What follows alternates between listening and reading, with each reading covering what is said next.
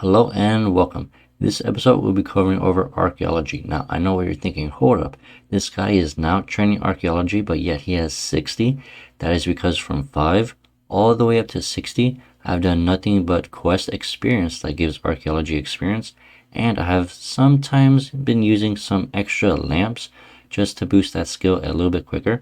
And that is because once you are actually higher archaeology level, when you go to the lower tier areas, instead of the archaeology on average taking 4 minutes, it can probably take you about 30 seconds to get that artifact, which will greatly speed up collecting the low level collections, which I desperately need since I skipped everything in the world. While players are training archaeology, you may notice if you zoom in close enough that there is a blue bar filling up ever so slightly. Once the blue bar fills up all the way, that is when you will get the artifact, and then it will just reset. As a little fun fact, for any spot that is not a cache, you will actually want to use the Lorehound Familiar, and this is to increase getting the pages, which is required for some mysteries.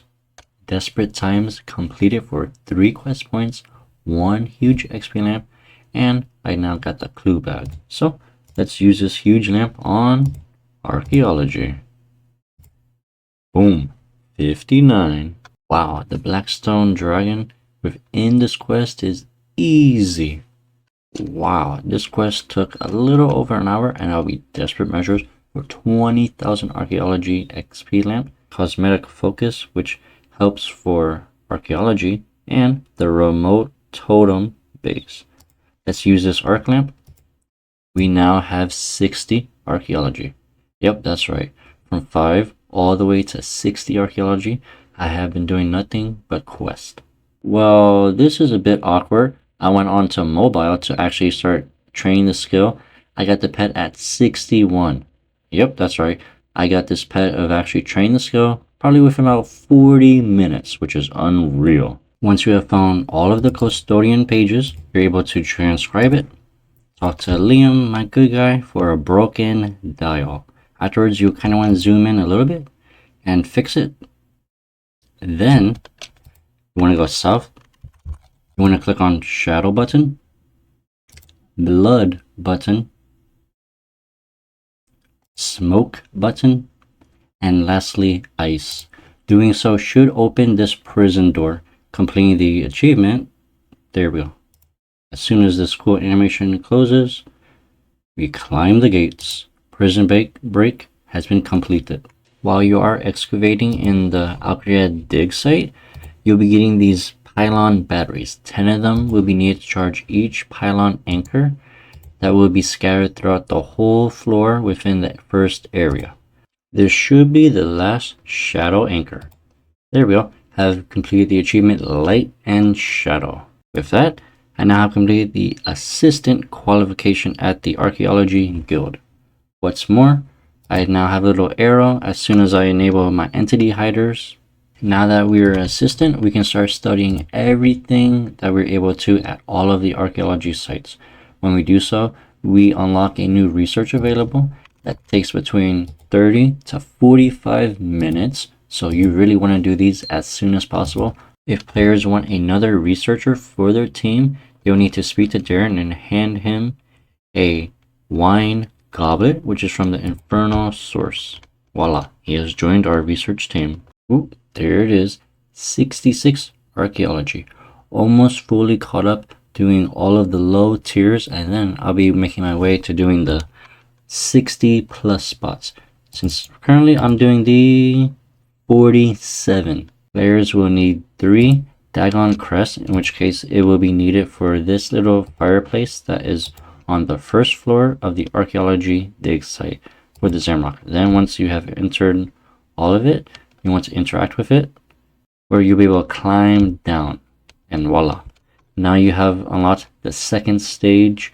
To gain access to the 3rd floor within the Infernal Source, you'll need to have completed the Embrace the Chaos mystery, which you'll be able to get 1 through 4 pages within this whole floor, and then we'll be making our way to the northeast corner.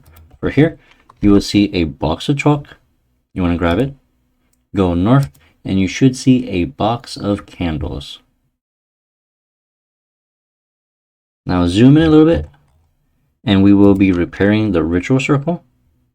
Hit yes to confirm, and then we'll be replacing the melted candles. They can be a little hard to see, so zoom in a lot. As for the Weast candle,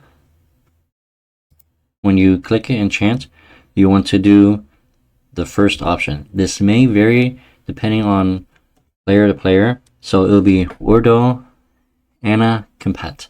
I'll be putting the description on screen just because, I mean, it's like painful to even say any of these words. For the North one now, you will want to hit option 2, and again, I will be putting the text on the screen. For the last one, East, we'll be hitting option 3 for Et. Once that is fully corrected, you should see a little animation that the portal is charging. Go through the portal. This will unlock the 3rd level. Hold up, is this a penguin?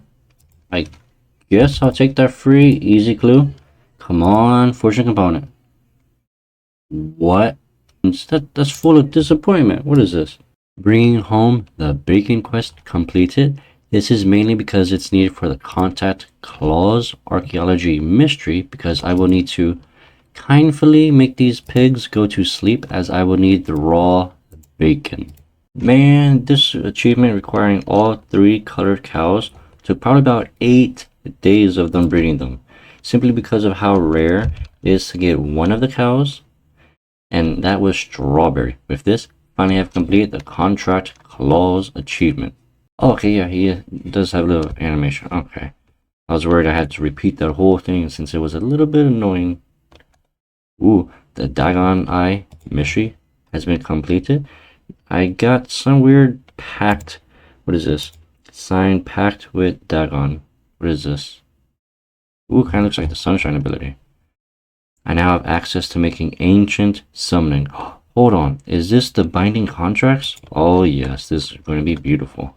Let's say you are about to do a lot of rune crafting with the pouches and they degrade over time, which is extremely annoying.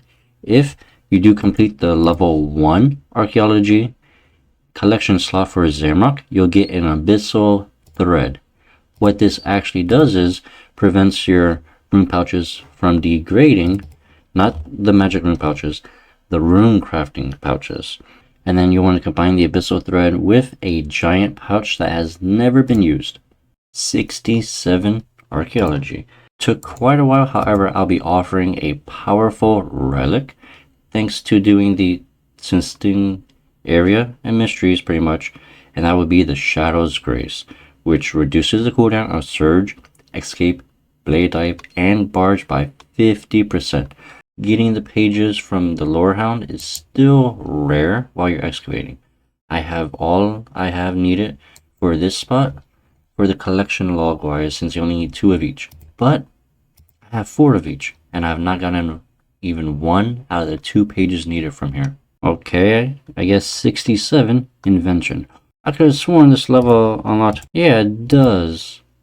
Oh, I need to unlock it from invention. I mean archaeology. Don't mind if I buy this auto screener blueprint for 50,000 chronos.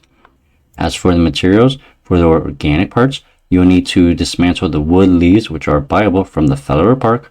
For the tensile parts, you'll want to dismantle shield bows. The crafted components, you'll want to do summoning pouches, in which case I did terror birds, as those only require gold charms and the raw bird meat, which is bought from the Uglog meat shop. As for the precious components, pretty much do any type of jewelry, although I do suggest probably necklaces, bracelets, and rings. It will also get you the enhancing components as well. Let's make this bad boy. My archaeology just became more efficient. 69 archaeology. 1 more level until I'm able to upgrade from this Dragonmatic to the Necromatic. Best part about waking up is your research team is completed when you do log back in. Let's manage, view report, blah blah. Look at all these resources, which I don't really care about. I'm mainly important about the archaeology experience since it gets me 8,000 experience every single day. Although granted, you do need a lot of chronotes, which I will be saving up for. And with 70 archaeology, I now have access to another magic upgrade. By handing in these artifacts, which is pretty much you want to combine it with the Amulet of Forsaken, which is from Barrows, and you'll unlock that Darok relic. The more health you're missing, the more damage, up to about 5.5% extra DPS. Perhaps the best archaeology level, and that would have to be 73. Closing this interface, have access to the Damonheim dig site. With 76, now have access to the War Forge dig site. 80 archaeology. With this, able to use the Bane Matic is automatically an upgrade. Of course, I do have access to the Incandle Matic, but yeah, that's going to be very, very hard to get. So let's add this to the tool belt, and I guess I'll just dismantle the tier 71. Not really sure if it's even useful or not. 81 archaeology. It's actually fairly fast, but I mean, it is quite annoying having to go to the resource cache. Now, it is pretty good with 81, and I believe, let me see, yep, your herbs and mushroom patches will no longer get diseased. Collection log tier 1, we now have some type of moon shroom reward, meaning, yes, I no longer need to use super compost. However, my herbs, they kept dying so many times, and we also do lack herb seeds, so I want to stretch out as much amount of herbs as possible with this relic. Ooh, 82 archaeology. I really love how AFK this is, but wow, it's hunting some of the materials quite annoying. If we speak to him with, I believe, the Aviansi's Dream Coat, we will give it to him. We should get a Ring of Solomon, Death Ward. I now have a 5% damage reduction when my health is at 50%. Yes, just unlocked the flame gloves. Gotta speak to the king first. Option 1, I'm here for my rewards. The ring of fire and the flame gloves. The moment of truth, I am 76 fire making. Let's see if I can wear this. Oh, I need 79. Actually wait. Let me see if I can boost wear it. Nope, it does have a hard requirement of 79 fire making. Well, that's a bit sad. One step closer to getting 86 archaeology, which is a requirement for the Gates of Ellenis skilling boss. Well, I guess it is true. You are able to find a lump of uncandle metal outside of Warforge while you are excavating these little material cache. You want to speak to Turgo, who's located south of the Port Serum lodestone. Hit option 1. Yes, please do. And then hit option 1 again to make me the dragon, well, the Incandle, which does require the Dragomatic and a red berry pie. Hit option 1 when you have, all the items.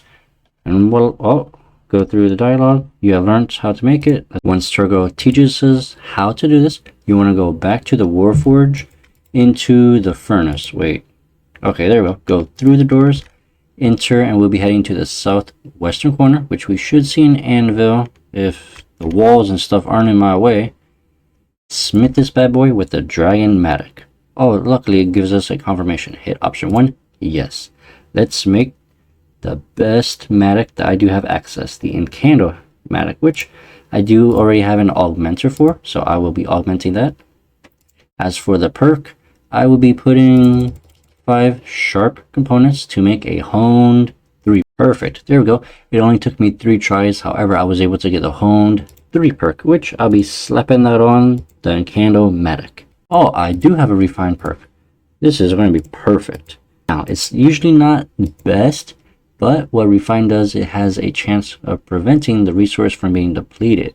And since archaeology is heavy, where you have to do the caches instead of the excavation site, it will be good in the long run. I've been doing a lot of skilling around the Warforge. In fact, I will be putting a map on screen, which case players are able to get the keys depending on whatever activity. For instance, most of it is excavating, and then some of them are like mine 50 ore or fish 50 fish. Once you have all the keys, you want to make your way to the north at the forge door, and we'll be going through a bit of confirmation and putting all, I believe it's 11 or 12 keys, in which case the doors should open. Doing so, we will now be able to pass through. That does complete the mystery into the forge.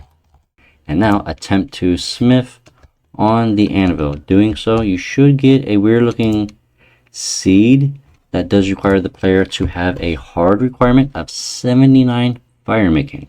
You're able to boost and do the beacons at 73 fire making. However, to wear the flame gloves to activate this said seed, it has a hard requirement of 79 fire making to wear those gloves. Thank you, Kingdom Miscellanea, for all of these maple logs. In fact, they got me all the way up to 79.